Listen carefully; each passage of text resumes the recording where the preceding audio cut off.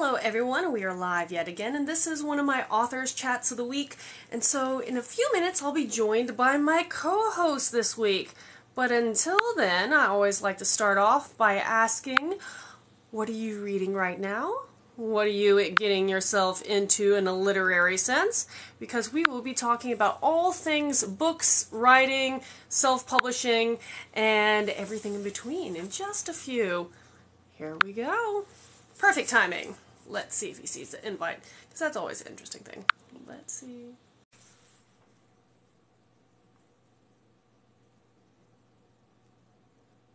Just a moment. See if we're getting there. We're getting there.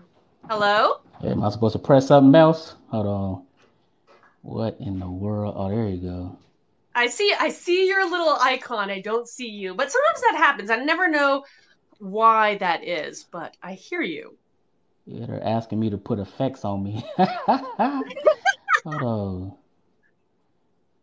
There you go. Perfect. We have visual. Hey. How are you? Doing all right. How about yourself?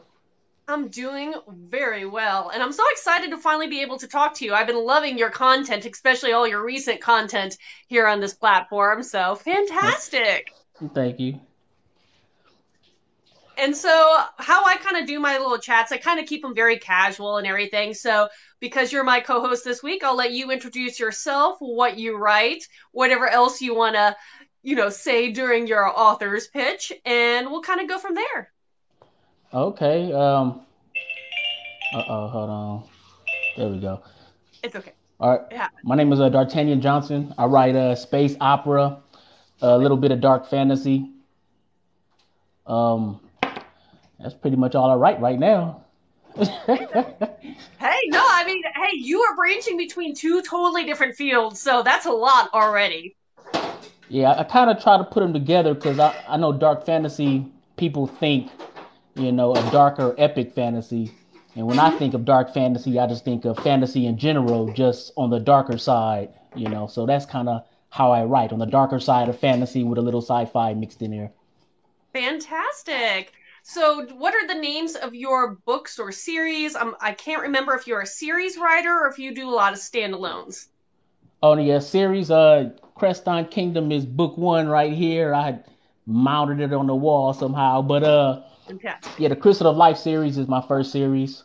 I have another one, The Colors of Our Footprints. That's going to be more on a dark fantasy, witches, elves side. I have kind of not romance, but kind of like speculative fiction with a little bit of romance in there. That's going to be a standalone though. So I'm gonna be busy. I love it. I absolutely love it. Now, how many do you have published at the moment? One, four. I have 3 novels, a novella, a short story, and I have an anthology on the way. So I'm part of someone else's. I have a part of someone else's anthology that comes out at the end of this month, March 31st. Ooh, that's exciting. A new release for you. Yeah. Do you know the name of this anthology so we can kind of keep our eyes and ears open for it? Oh yeah, Blood of the Covenant. Blood of the Covenant. Okay, so Yes. is this anthology more on the sci-fi side or more on the fantasy side? Sounds like fantasy to me. Yeah, it's found family. It's fantasy, but it's found family and paranormal. That's so cool. I love it. I've Yeah. never participated in an anthology yet. I think it's a really neat idea, and it's really cool because for an author, you get to cross promote your work across a variety of different people's readership, which is very nice. And then as a Right. reader, depending on your anthology's theme, you get a little taste of all sorts of things. It's kind of like a smorgasbord. All right. Yeah. Exactly. So, what inspired you to start writing since you already have a number of books under your belt, it seems? Yeah. When I was in high school, I had wrote a screenplay just out of boredom. I decided just Wow. I was in 6th period. I just started this. I said, let me just write this screenplay, and I wrote a couple of them, and then I put them Hmm. away, and I came back to them about 3, 4 years ago, and I said, you know Hmm. what? I could turn one of these into a book. That's And I, neat. and I had a friend at the time, and he was writing books, and I decided, I'm gonna go ahead and jump in there. That's so cool. I love that. So you've been writing then for a good moment, it Well, sounds like. yeah, well, I didn't, it wasn't continuous, I Yeah. didn't, yeah, I didn't, I mean, Oh, but yeah, on and off. mhm. Yeah, Yeah, I understand that. Like when I came up with the idea for my first book, A Star's Claws, um, it took me about 10 years between coming up with the idea and finally figuring out, having the time to actually write it, then figuring out the whole self publishing side of things since I'm self published. And it took a while. But now that I right. have it kind of, understanding of it, it moves a lot quicker for me at least. I don't know about you, but it's moving along quicker each time. Yeah, I know I have an idea of what I'm supposed to do, but the idea and actually making it happen sometimes are two totally different things. Hmm. You It's know, so okay. That it happens. yeah, like following deadlines too. I realize I'm not a deadline person. So when I know I have to write something, I just give myself time, and then when it's done, that's when I start doing pre-orders and everything because it works. That works for me. Yeah, I kind of have I'll be honest to all you people who are listening and who know some of my stuff, kind of running up in that kind of issue where in my mind it was going to go so easily. And Right. then the formatting process has taken so much longer that I'm kind of like struggling to catch up to make sure I'm ready to release my upcoming book on time. And it's all like, it's all a catch up game. Right. Right. Yeah. No, my formatting. I'm pretty simple with formatting. I don't. It's not pretty, but it's Hey, there. it works. Hey, Right. simple's Right. not a bad thing. Sometimes I don't know. I kind of got sucked into trying to insert cute little what they call the wingdings and little images inside, and it just yeah, the little touches I think look really good once they're done, but it all Right. takes work. Yeah. I copied. It was someone else. Iron Prince. It was a book. I forgot who wrote it, but it was real popular book. And I said, well, let me see how they do it. And theirs was real simple. So I said, well, Mhm. I'm just gonna do it like this. So let me ask. I have a couple comments on my side. I never know who sees what comments, and I always like to answer people who are live. And I think this question's for you. It's asking if you're a fan of Alexander Dumas. Hopefully, I pronounced that name correctly. I'm unfamiliar with it, so I don't know. I'm also very bad with author names in general. So I will say I don't know. Yeah, no, no, not a. I haven't read it. I haven't read Alexander Dumas. Okay, so there's that. And you got some hello shout outs on your side too. So yeah, we Hey, got some people coming in. Thank you for all that. And anytime anybody's listening in and has a question for us, just post them out. We'll be happy to try at least attempt to answer your questions. That's my goal. So your first book, let's go all the way back. What is the name of your first book again? well, the first book that I published was the story of Shael, and what happened with that one was I published it, and then 2 months later I published Crest on Kingdom, but I published the Hmm? other one without the same editor. It was just like, okay, it looks good to me, right? So I'm gonna go Yep. ahead and put it out there. And then when I got the editor for Crest on Kingdom, I said, oh, it's let me go back and look at this other book. So I had recently took it down and I'm rewriting it right now, to make it up to par because I don't want anyone to go back and say, let's see what this guy's about. Read my old book and say, okay, yeah, he's not for me. That's true. That is true. And that's so you are self-published, it sounds like? Right, right, I love that because for me it's one of my favorite things about being self-published is because if there is an error or if you do want to go back and touch up and give a little update, a little love to some of your older books, you can and just right, make them that much better because hopefully the goal of being a writer is every time you write a new book, you get better. And right. so it's nice periodically to be able to go back if you so choose and refresh some of your older works and make them just that much better than they were. So Hopefully, that is a yeah. very neat thing. Hmm. Yeah. So where did you get your inspiration for your first book? Like tell me like did you come up with the concept or was it the main character? Everybody always has different reasonings behind their books and where they come up with things. Yeah. Mine was it was a video game. that me and Ooh. my cousins used to play. It was a wrestling game. Now I don't know how we came from wrestling to this, but it was a wrestling game, and you can create your own characters. So we used to Mm-hmm. create our own characters, and then I had a whole group of people, and he had a group of people, and then we used to just compete against each other. So when I started writing this book, I started putting all our characters together. So they had all their names and everything and storylines, and Mm-hmm. one of my characters had a mask. So in the book, the mask has powers. So I just started just I like throwing a that. bunch of stuff in there, and then I started trying to make it make sense after it was written. After that first draft. Hey, that's cool. I mean, that's a nice thing is there are authors always approach their work so differently, and there are definitely the people who the first draft is extremely rough. That's pretty much maybe only a little bit more than some details and highlighted notes, and other people will pop out a first draft and it's pretty much ready to publish. So it is very interesting to see how each of our brains work. Right. But I like the idea. I've never thought of what actually is so funny. When I think of a magic mask, and this may be very lame, the first thing I think of is Jim Carrey's The Mask. Yeah, I thought I knew he was gonna say that. Yeah. Yeah.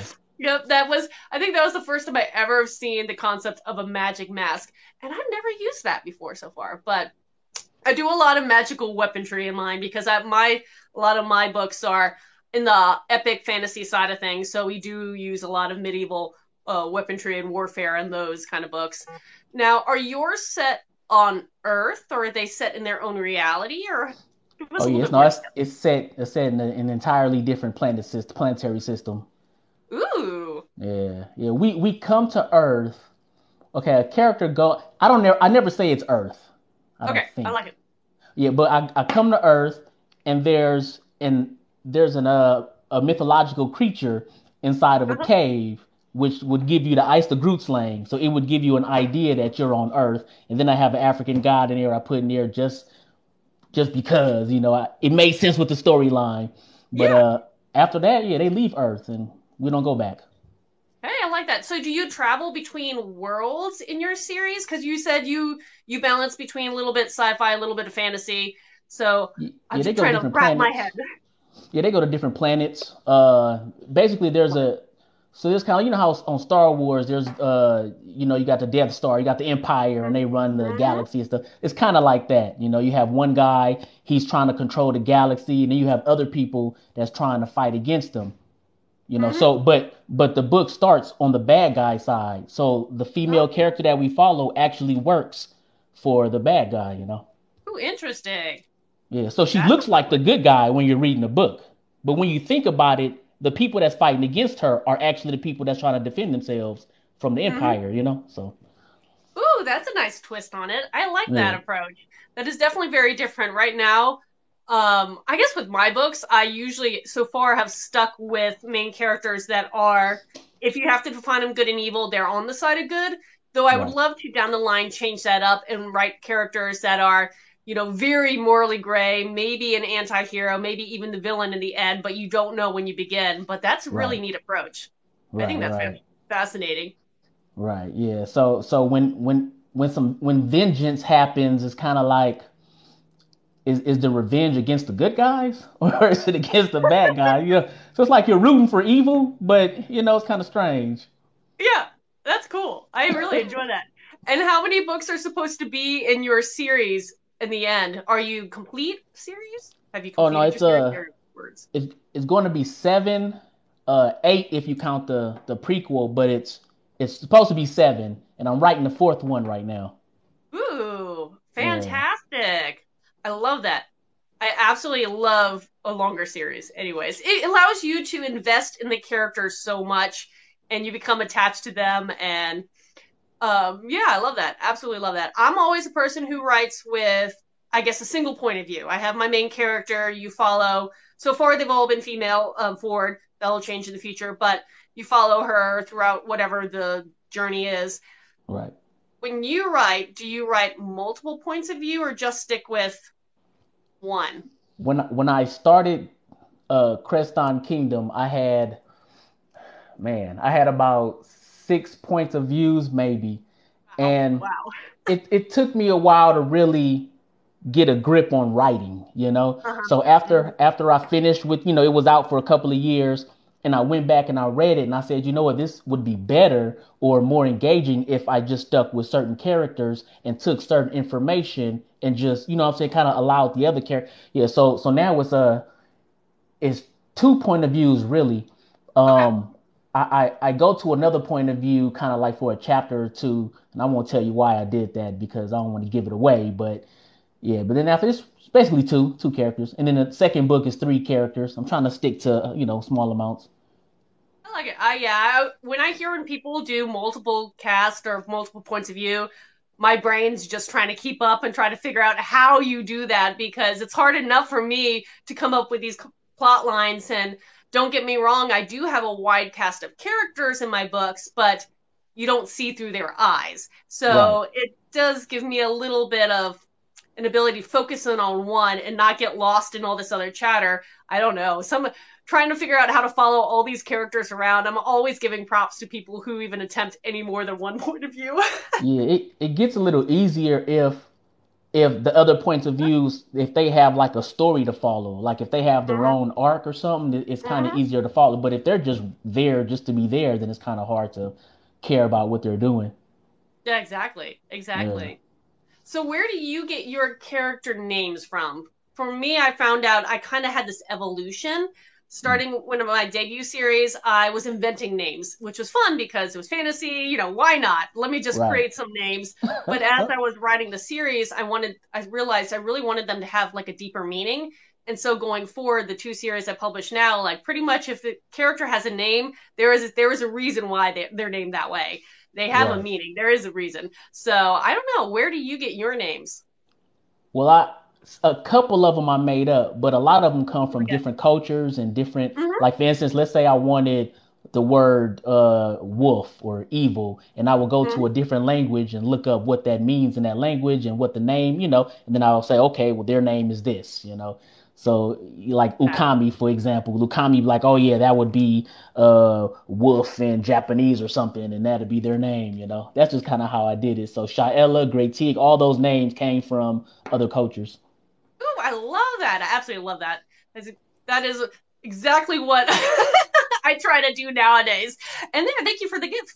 Thank you. Always appreciate gifts. But yeah, no, that is fascinating. I've talked to people, all different authors at this point, and it's so interesting to me. I've heard people go from anything from Scrabble to the top 100 baby names before a girl that year to whatever. It is so interesting how or why people choose their names. Now, when you're traveling between your worlds in your solar system or part of the universe that you get to explore, I'm assuming you're using a spacecraft, or how do you get around? I write a fantasy, magical multiverse portal fantasy, so I use wormholes and portals to transfer between realities and other actual planets. But do you use spacecraft, or what? How do you transfer your characters Well, around? well, normally they have a starship, Oh, but there's one character that actually makes portals, yeah. and she's Ooh. hired. So how it starts is she's hired to make a portal for the king of some place or whatever. So that's Mm-hmm. that's kind of how her story starts. But yeah, normally it's just a starship, which means since I want to get technical with it, I'm trying to, like for instance, when they leave Earth and go to their home planet, it takes them 5 years because I made so I made like the thruster. Something was wrong with the thruster. They had to go to like a space station to get it fixed, and that Mm-hmm. space station was X amount of miles. You know what I'm saying? So I mean, I wanted it to make sense, but that meant now it took them 5 years to get there. Like I couldn't just magically make them go to that planet because it had to make sense to me. Mm-hmm. No, I You know. understand. Yeah. No, it's always interesting adding in those little details and how much research authors do. Doesn't matter if you're sci-fi, you're fantasy, you're horror, there's a lot of research that goes in behind the scenes. And Right. so to make it just, use the right terminology and have the right details. So, oh, yeah, someone commented a space Uber. Space Uber. Right. I Yeah, like they that out idea there. too. Yeah. That would be neat. You would have to wait a long time, though. I feel like if you're waiting For a a couple space years Uber. to get picked up, but no, it is kind of cool creating those details and the reality of what would you do if you're traveling interplanetary is kind Right. of interesting. Definitely interesting. So, are you a fan of a lot of sci-fi shows and movies or books, or where did that part kind of come from? What was Star your? Wars probably. There you go. That's a good one. Yeah, that's Classic. probably. Yeah, my stepdad was a Star Trek guy, but I was a Star Wars guy. Ah, the house Yeah. divided. Right, right. It is always interesting. I feel like that is one of the funniest things is Star Wars versus Star Trek. Who do you side with? But I grew up with a little bit more with Star Wars, so I'm with you. I Right. to date how old I am. I used to remember the Ewok adventure movies. Oh, okay, If you don't know what they are the most obscure, probably not yeah. A-list movies, but they were all focused on the Ewok culture, and I thought that was fascinating. Right. Yeah. No, I know you're talking about. It's been a moment. It's been a moment.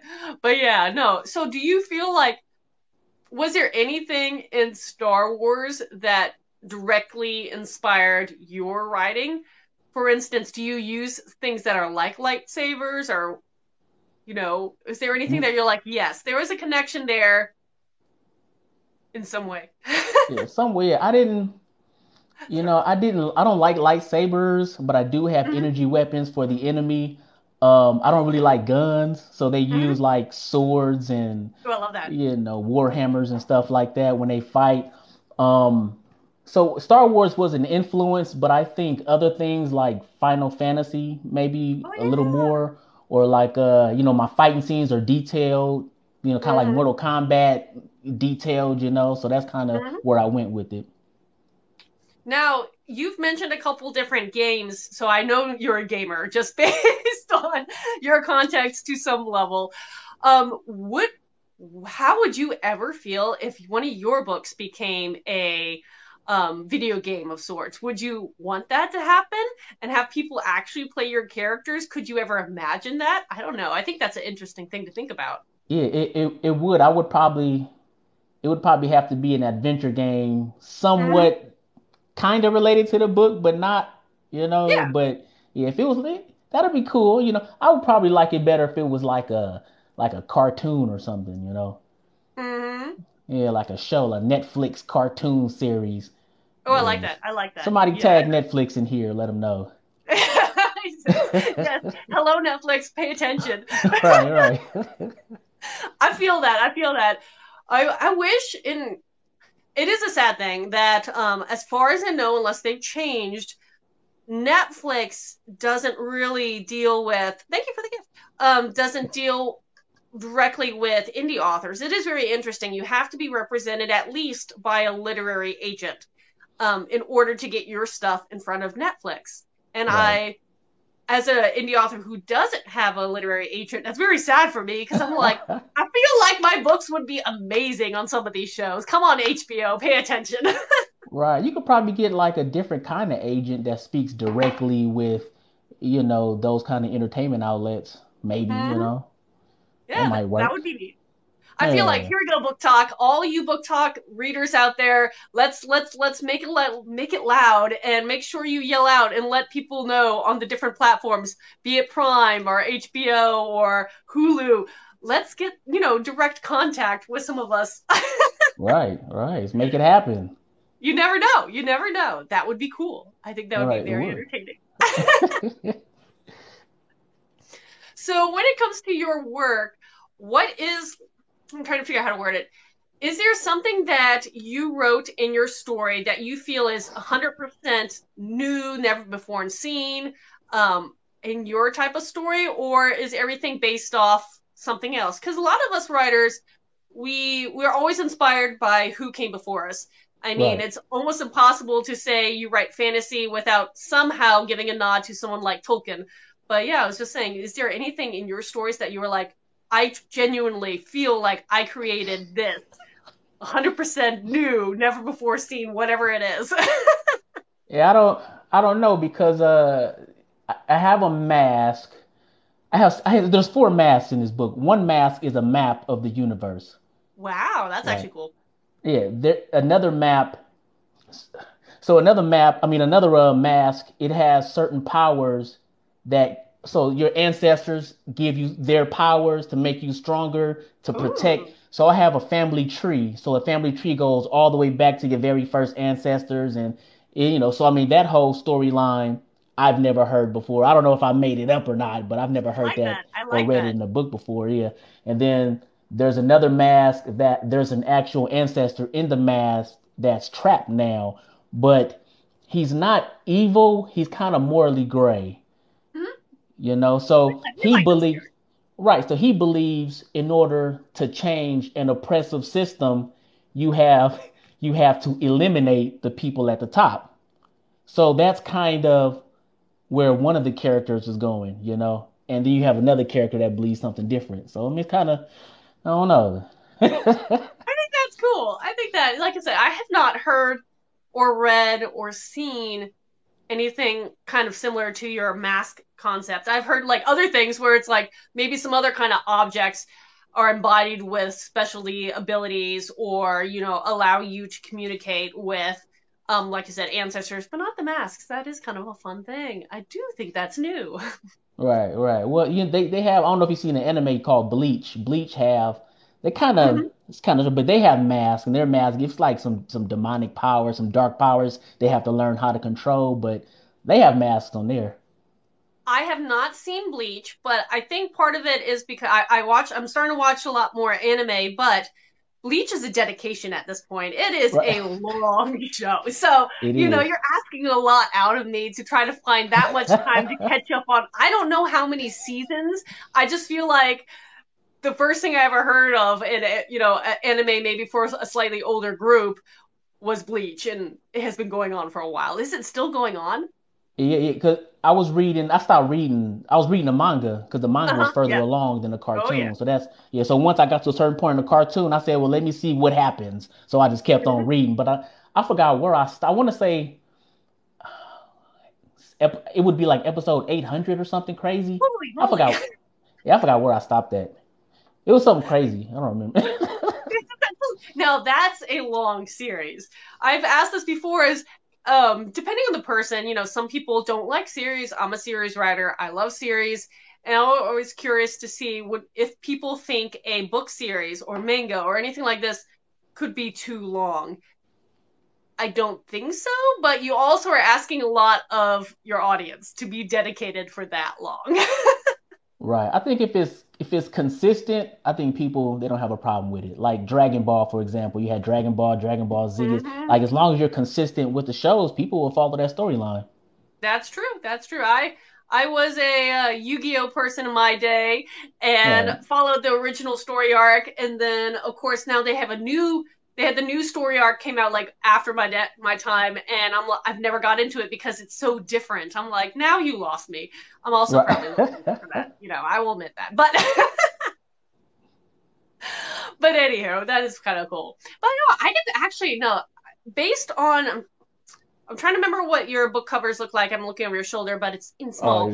I it's feel like your small, book yeah. covers do kind of give nod to graphic novels or that kind of manga vibe in the cover. It does kind of have this kind of cool high action look to it. Exactly, that's what I was gonna say. Okay, perfect. I love it. Plus that sword. Is that a sword? Yeah, that's so the sword, she has a mark in her hand. That's where she stores the sword. So she Oh, summons the sword. that's neat. That's a neat trick. Inconvenient because I one of my book characters I gave her so many different items that she needs to tote around, and I have to always explain how heavy and burdensome and Right. ungainly this is to actually for her to tote these things because they can be a lot. So having an ability to store your item in a Yeah, way just that travels yeah, easily, especially a sword that big. yeah, yeah, exactly. Again, the creativity of that. Yes, and I see a comment. Yes, so you saw an example of his, and yeah, these are also example of my books in the background. I have three different epic fantasy series, and they range for young adult, new adult, adult literature, and there are various different subcategories. So portal fantasy, new adult, on the brighter, more positive side of epic fantasy, and then they get grittier as they go along. I have a dark war shifter fantasy, and then essentially a twisted retelling on Norse mythology, and Norse mythology is already dark enough. So Is that a go figure. That poster one's up gonna be there? yeah. These are some of mine.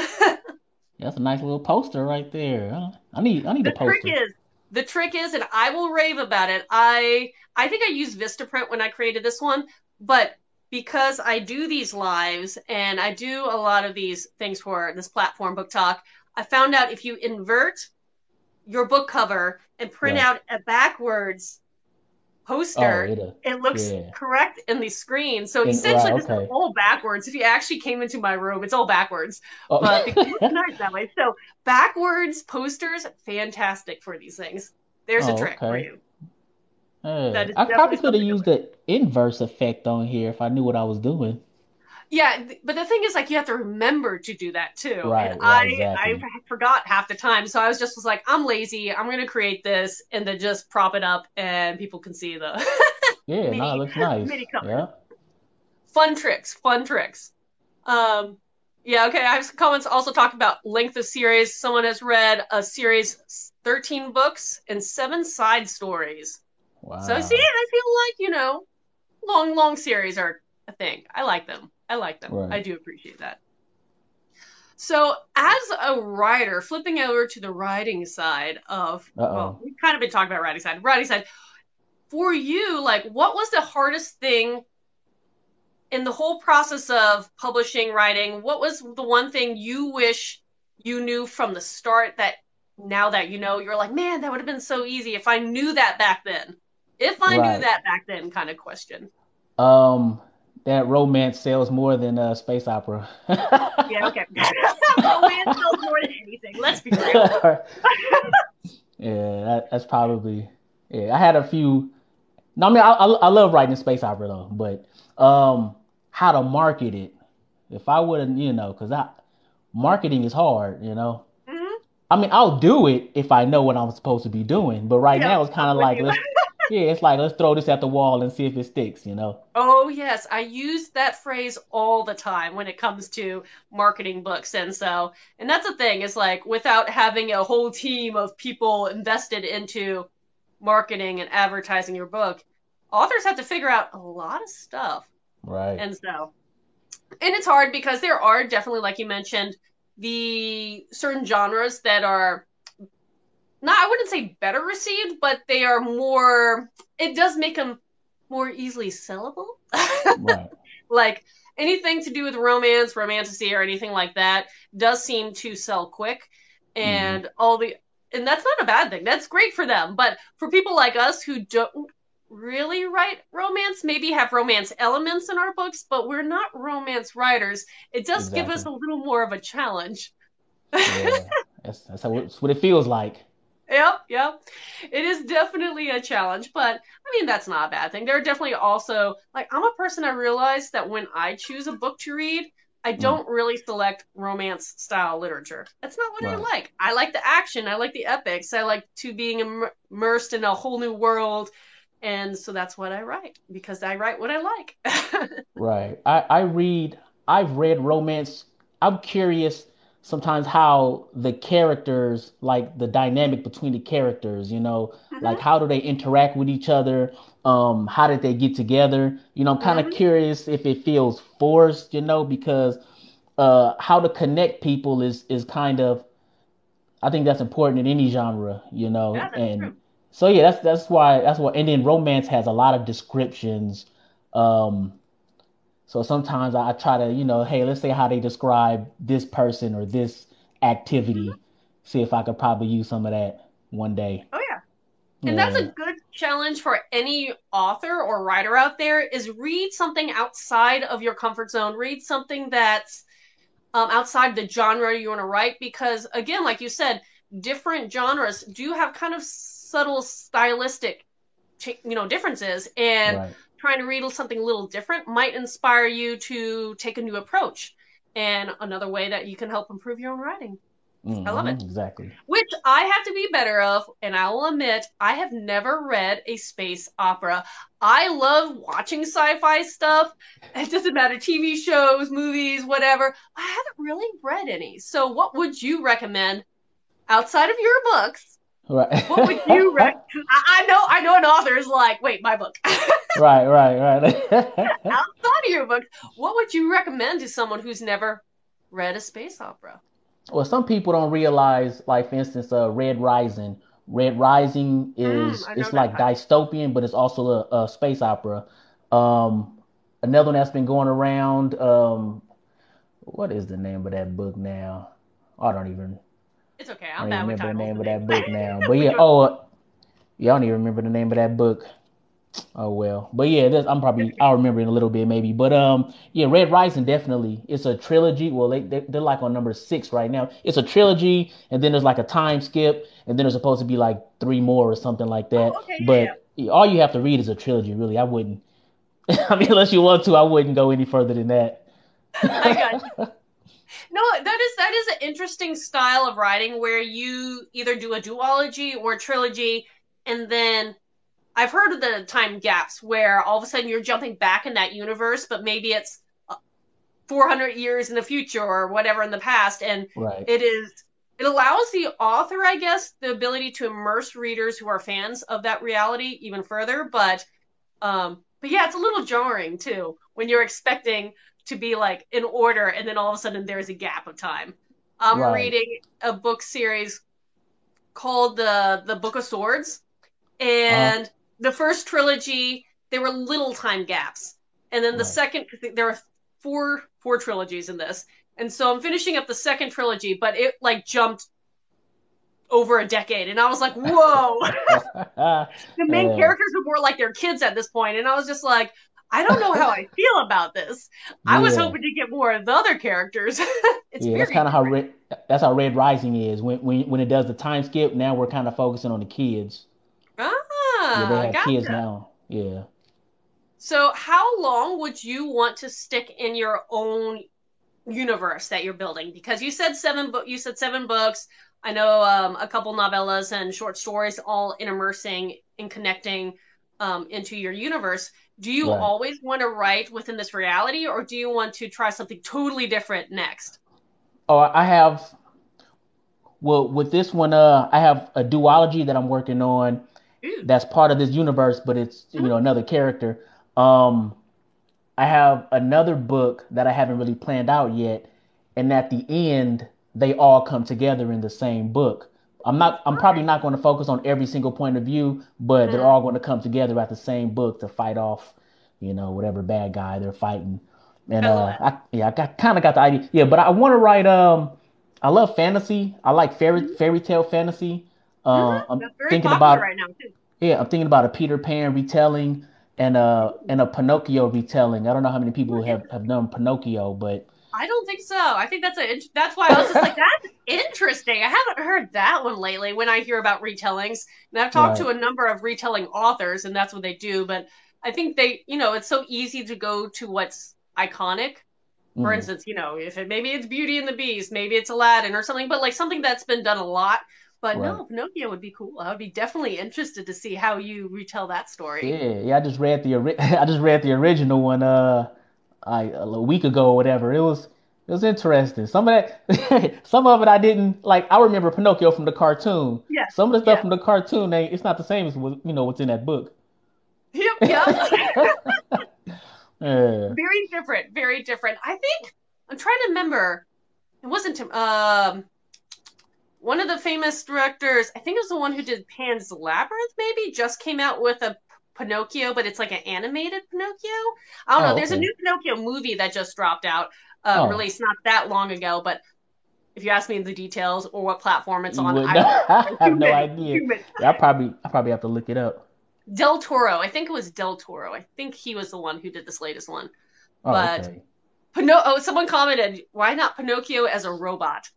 I That's a mean, cool he was just a block of wood. I mean, Yeah, he was yeah. talking as a block of wood. So I mean, hey, There you go. Let me out. all right, uh, Oh my goodness. There so many ideas popping in my head right now about that. But yeah, it's so funny. But yeah, fairy tales are definitely popular right now. I mean, the only kind of retelling I do is based off mythology. So my Norse retelling of Norse mythology in the back of my mind, I think I would want to do a duology based on a Greek story. But it is fascinating how all of a sudden fairy tales for adults have become popular or repopularized. I don't know the whole history of that genre, so let me throw that out there. Yeah, it's probably because a lot of fairy tale is darker than it's darker than what they gave us when we were kids. They gave us like the lighthearted version. Yeah. Now we know the real version. Everything ends up happy, and then you forget that Grimm's came first for a lot of those stories. And were there happy endings? Debatable. Right, exactly. Definitely debatable, but it's that first like sticker shock or whatever it is. First, that shock, the drawing when you are whatever age, and then you discover coming off of Disney and discover Grimm's fairy tales and reading some of those original stories. You're like, they did what? Right. It's yeah. I can't believe that happened. Oh, it happened. No, that's pretty cool. So let me ask you. So, where do you like to meet your readers, or how do you like to gauge? Obviously, there's this platform. I see your face on here a lot, so I know you're here a lot. Are you on any other social media, or is this like the main focus for you right now to meet new readers? Yeah, this is the main focus simply because I'm on Instagram, I'm on Facebook, but that started off with people I knew in real life. So when it came time for me to start promoting as an author, start marketing my material, I said, well, let me go ahead and go to TikTok or something and try this out as an author. And I don't know, for some reason I just didn't think of my friends and family as being people to promote my book to. I don't know. Well, I think there's a good thing and a bad thing about that. I'm family and friends usually are like super happy to help support you. Now, you also never want to put pressure and like force them to read your work, because there are going to be people who just, that's not for them, and they're going to look at you and be like, thank you. I will read your, So for me, I kind of do the same thing. I was like, if anybody in my family or friends ever wants to read my book, I'll be happy, sure, I'll give you a signed, autographed copy. Well, we can talk and that kind of thing. But I never want to make them pressured. So it is nice to start fresh on some platforms and see where you go, because that's like a nice way to just let the algorithm put you in front of hopefully the right people. Yeah, but of course, as we've discovered, you hit the romance first, and then you have to go to your niches. yeah, that's how it works. Yeah, it's real. I didn't know how popular romance was until I came to this platform, and I said, oh, it's not just romance. They spicy romance. Yeah, they spicy on it. Spicy, as they say here. Yeah, aliens, octopus men, like it don't matter. Yeah, totally different side. But I'm with you. Like because that wasn't a genre that I usually go for.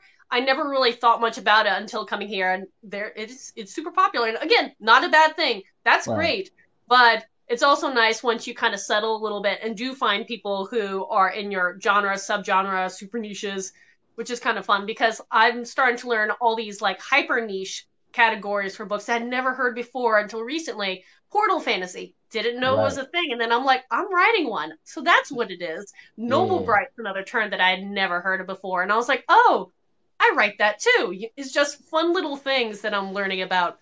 It's always fun to learn. Okay, someone just joined, so quick pitch. Now we're starting fresh. What do you write?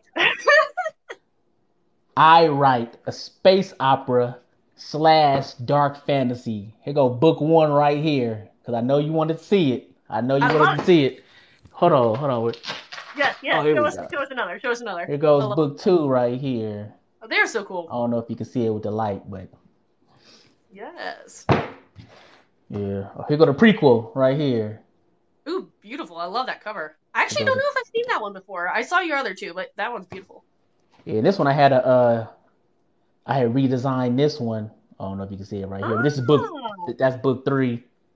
But yeah, man, these characters, they get in your head and they stay there. I love it. And you got compliments on your covers right there. See, I agree. They are beautiful covers. And then for me, if you're interested, I'm epic fantasy, and I'll just kind of do a quick summary. But I do have three different series. One's a dark retelling on Norse mythology, so Yggdrasil, the World Tree. I start with obscure lore there. And that's the Guardian Speaker. They're novellas aimed for adults. The Incarn Saga is my only complete series. It's 4 books. Starts with Asara's Claws, the Lady in the Blue. And that one's a shifter dark fantasy set on a kingdom of in and around a kingdom on the verge of war. And then talking about all these fun subtags, the Jed Chronicles, which is my portal fantasy, Noble Bride. Again, epic fantasy, high fantasy. It's on the positive side of stuff, but it's a magical multiverse, 12 magical worlds, multiple dimensions, a lot of bopping around between realities, and they're pooled a lot from mythology from around the world. And it's a lot of fun. And the first 2 are out, starting with the 12 tasks. The third one is releasing this month, if I can keep pace. At least the ebook is. I might be a wee tad behind on the prints because I am scrambling again. I try my best. Every time I set a goal, I give myself an extra bump. And for whatever reason, doesn't matter how long I set that, I still feel like I'm running up to the wire, and I don't know why, because I'm always working.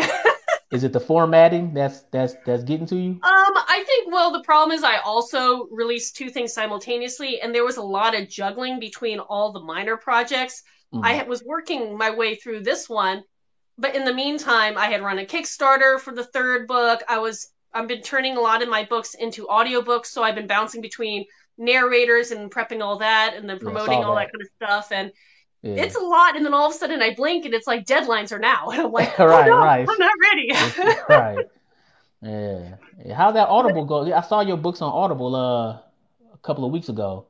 Yeah, I have. Let me go ahead and 4 now. 4 now. And hopefully the 5th one will come out in the next 6 weeks or so. 8 weeks. But yeah, I'm converting them. It's because so many people on this platform, happy release day, by the way. Because so many people on this platform really do ask about audiobooks, and it was something I never had come in contact with while I was on these other social media platforms. I really made me consider making the effort to start doing that last year. And so last year I released the first couple, and this year I had 2 released already. And so the first 3 of my Viking series is out, narrated by George Blagden, who is an actor on the TV show of the Vikings. So that was kind of a cool little mashup. And then the 12 Tasks is actually narrated by a woman who's on this platform too. Her name's Blanca Frappier. And she's had so much fun taking my magical multiverse and coming up with all these different character voices and everything. And it's been a lot of fun. But yeah, so I have 4 books on Audible right now. There will eventually, I'll catch up and have them all available, plus wherever I am. It just takes time and money. Everything is time and money. Time and money. Yeah, I know a lot of bigger authors sometimes tell you don't make an audio book until you sell X many amount, until your book is popular enough to pay, and while it makes sense, it's kind of like, well, people are asking for these audio books, Mm-hmm. It might just be for people, but, But it doesn't have to be expensive, but you have to understand there's always a give and take. And so I'm playing around with different things, and this is just real talk. I'm playing around with different things because not knowing audiobooks myself, I wasn't sure what people wanted. So I have a male narrator for one, a female for another, a voice cast for the third, trying to see what sticks. But yeah, a couple of them I am paying in full, and that is expensive. And so I had to budget and make sure I could do that.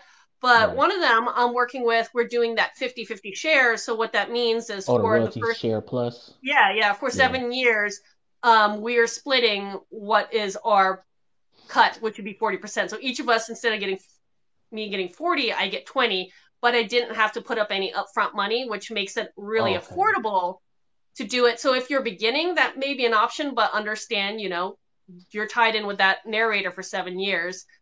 Doing that split, but it might allow you to be able to put out a book or 2 before you could actually afford to pay in full, because it is expensive. Yeah, I did the royalty share plus with Creston Kingdom with my first book, and then when I wanted to go a different route, so I got a female narrator doing 1 and 2 together as an omnibus, and so we didn't have to wait 7 years. What we did was after that first year was up, we went ahead and voided the contract, but I had to pay him a couple $100, whatever the difference was. I just went ahead and just paid them that. Yeah, that makes sense. That does make Yeah, sense. But I mean, again, there are ways that self-publishing doesn't have to be extremely expensive, but right. you just have to do your research, know what the give and take is about of everything, be it, editing, cover design. I mean, all that stuff does take a Yeah, pretty penny. So with editing.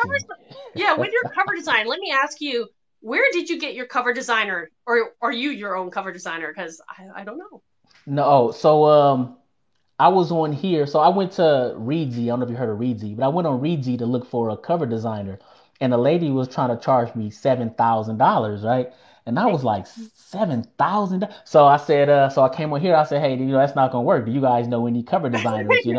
And yeah, someone gave me. So the person that drew my pictures is he's a comic book That's what I was artist, thinking. Look, very graphic. illustrator. Yeah. So, and I said, you know what, his style would work perfect to, with my story. Yeah. So I that's love what I that. went ahead. Uh-huh. Another fantastic thing about being on this platform, if you don't know, ask, and Somebody people will knows something. try to help you out. But yeah, Right. we're both on Audible, yes. But yeah, it is just such a nice thing that it feels like, at least in my perspective and the way it's been, just in my case, everybody's just genuinely nice and wanting each other to succeed when it comes to authors and readers. They just want everybody to do well and read the next fantastic story. So it's a really Right. fun platform. And yeah, 7,000. I don't think I could have done that for. Yeah. Yeah. That was insane. I thought maybe because she did another cover for someone else, and Mhm. I've spoken to her before, so I said, well, let's just see what she's talking about. That 7,000 caught me off guard. I was Mhm. that's my editing, that's the covers, that's all kind of money right there. Mhm. Mhm. Yeah, a big comment about Midjourney. Now, I will make a note that a lot of these 3D sites, if you read the fine print, you can't commercialize on the images you make through that. So that means you couldn't use it for a book cover legally. And a lot of that's to do with the fact that the AI is actually pulling styles from other artists that are actively real, and so they're learning from just ingesting all that detail and information. So there is that little be careful with that. But with that said, yes, it's becoming easier and easier for authors to create your own covers if that's what you want to do. I prefer to pay a professional. I'm like, if this is your jam and you know what you're doing, I'll pay not 7,000, but Right. Right. I'll pay, I want to make sure, it's done right and well. I'm an artist, actually. I'm a reverse glass painter. I do pet portraiture for people, Oh, but okay. that style is not for the Yeah, genres that I write in. It would not work. So I still hire professional artists to do this stuff for me. And right. that's just where I stand on that. Yeah, it Wow. looks nice though. Yeah. Thank you. Yeah, I have two different cover designers. One did my darker side stuff, so my Incarn Saga and my Viking ones, which never pop in these little videos. They just look black in the background. And then Yeah. the other one, who's fantastic too. She's really good, and so I love them both. I will continue to use them until the thing about, I guess, another cool thing about going back to being an indie author is when taste change. Mm, And when it comes to book covers, trends do happen, and the fads change and whatnot. And so whenever that does happen and you note it, you can go back if you so choose and and change the cover up and exactly update it yeah. to whatever is trendy. I mean, that's, or you could keep it the way it is. But it is Right. just a nice thing that, you have that option. And eventually it'll come time where I'll have to refresh maybe my Shifter Fantasy, since that was the first one I released. But right now I'm writing it until people are like, that was like 5 years ago. Like, okay, uh okay. But yeah, let's see. I do some comments popping in. I do Thursday interviews with people from Book Talk community. Fantastic. I mean, I'm always up for interviews. I love talking books. Uh, let us know more. Let us know more. Oh man, but yeah. So that is kind of thing. What for you was the most expensive thing that you had to invest in for your books? Is it a website? I don't know. Do you have a website? Like, is it a website? Like you said, covers, Yeah, no, editing. What is editing, your biggest expense? editing, Editing. Yes. editing by Yeah. yeah by far because I went ahead. I said, let me get one of the best editors I could find. Um, talk to some people. I went through Reedsy with that too. Read some of the books that they edited. I said, okay, well, I didn't really know what I was looking for, but Yeah. but yeah, I went ahead, got a good editor. And I wanted to try to be the best writer I could possibly be, and I knew with a good editor they would get me to that point. Hopefully, some Mm-hmm. things that my editor that we discussed I couldn't see at the time as a beginner writer, but now I see what she was talking about, so I could go ahead and implement that into my work. But yeah, no, definitely by far an editor, and I think she was well worth it. Perfect. Yeah, no, I do. I agree. I mean, I know there are authors out there who there's a philosophy, and I don't agree with it, but that's, who's right in the world, where the philosophy is people nowadays care less about a grammatical error versus the storyline. And so, there was a whole push, at least for a moment, where on some platforms where people wouldn't get a professional editor, and that weirded me out just personally because I can't tell you how much it improves your book. Having someone Right. else look at it and, maybe it's just grammatical or spelling errors that they're catching. On the other hand, depending on the type of editor, you can have someone catching plot holes where you're so close to your story, you don't You don't. see the holes that Right. are there. Right. Right. And That yeah, happens. it's a good investment. Yeah.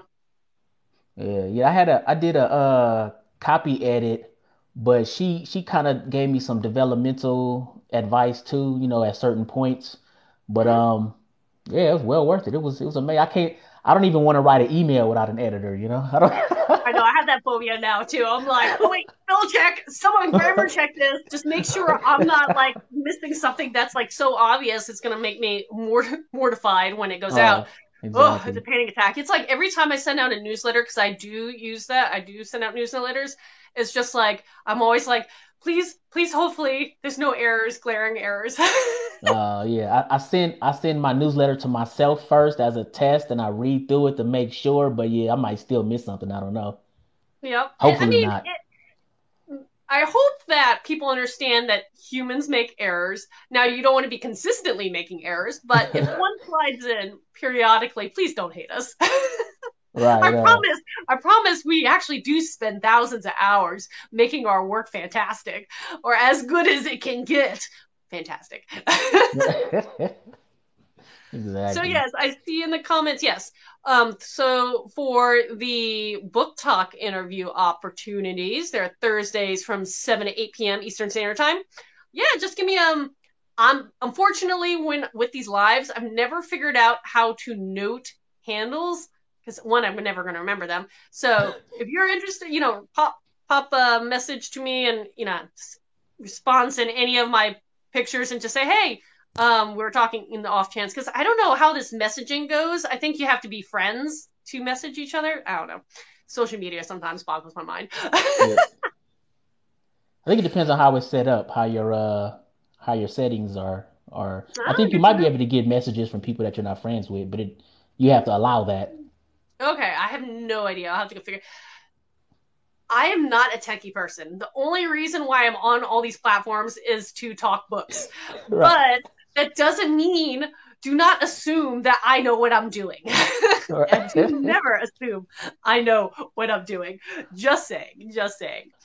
Um, Fantastic. So we've rounded the end of the hour. Hours always go fast, I feel like. But with that said, is there any topic, any information that you would love people to know that we didn't cover so far today? About you, your work, where to find you, where to follow you, where to sign up to your newsletter. Do you have that information in your links link? I don't know. Let us know. Yes, I have all that information should be like if you go on my profile and click I have like a link tree. It's not a link Mm-hmm. tree, it's like bio sites or something.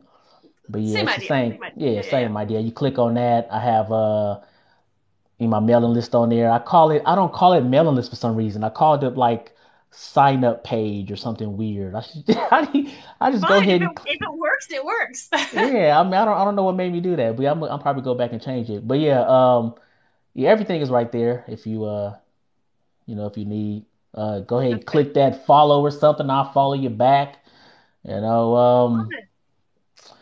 I don't know. That's fantastic. No, I love it. I found out about the concept of Linktree or all these kind of stuff again being on this platform and everybody's talking about it. I'm like, what are you talking about? Because a Yeah. lot of social media only lets you have that one link. But then I found Hmm. out a cheat sheet. I because I do have my own website, I Right. realized that I can create my own links page on Right. my Right. website. And so that's what I use because I'm like, again, saving every penny. And I don't know what's free or not, but I was like, I'm just going to create my own links tree Yeah. version on my website. Yeah. I did mine through I want to say my sign up page is through Mailchimp, the news, but people I Yeah. use for newsletter. Yeah. Well, I have a question. I think it's toward you asking to Oh. hold up your first book. Again, they want to see your Oh, the fantastic first first book book. poster. Mm-hmm. Oh yeah. Woo! I love that. Yeah. So that's of course, Warrior Princess. Um, so the quote unquote the bad guy in here is someone she looks up to. That's her mentor. Mm-hmm. Her father is actually siding against her mentor, and he wants her to do the same.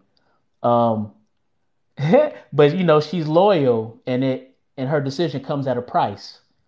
Ah. Because like I said, the it's like the good guys seem like the bad guys on here, Mm-hmm. and they'll do whatever they want. They'll do whatever they can to get their freedom, which kind of puts her and her family in danger. Wow. Yeah. I love I love talking to other authors and just hearing the fantastic stories that come out of everybody's brains. It's just so cool. Right. Right. It Yeah. is very cool. Well, thank you so much for coming out and talking with me. Like I said, I've been eyeballing your stuff for a while, and this is really neat to kind of finally get to talk face to face with you Oh about your no. work and everything. And what I'll be doing is I'll repurpose this on my YouTube channel and tag you with all the tags that I can so Oh, people okay. hopefully can continue to find you going forward and following you and reading your fantastic work. Yeah, I hope. I sure hope That's so. the goal. That is the goal. That's the That's why we're goal. here. I mean, Exactly. we love our work, but we want you to love our work, which means we want you to read our work. Right, right. That's how it work. Exactly, exactly. Yeah. And going forward, if you ever want to do one of these again, I do these weekly. My little author chats, and we just talk books. Yeah, yeah, this was fun. Yeah, that hour went by real fast. I know it always is weird in the beginning because you get to know someone, especially if you've never met them before, and it's kind of that Yeah, get to know feel. But then all of a sudden it speeds up, and you blink, and you're like, oh, it's an that hour. hour, right. Yeah. And but it's always funny because it's always around an hour where my voice starts getting scratchy, so I know it's around an hour. That's how you know the hour was coming up. It was just like, I feel that happening. So voice is getting scratchy, and means I probably, and also that kind of feeling in the back of my head where it's like, you do know you're supposed to be formatting this book. Uh-oh. Yeah, you better get to Whoops. Thank you for the reminder. that. But yeah, no, I was like, I have to get back and do that soon.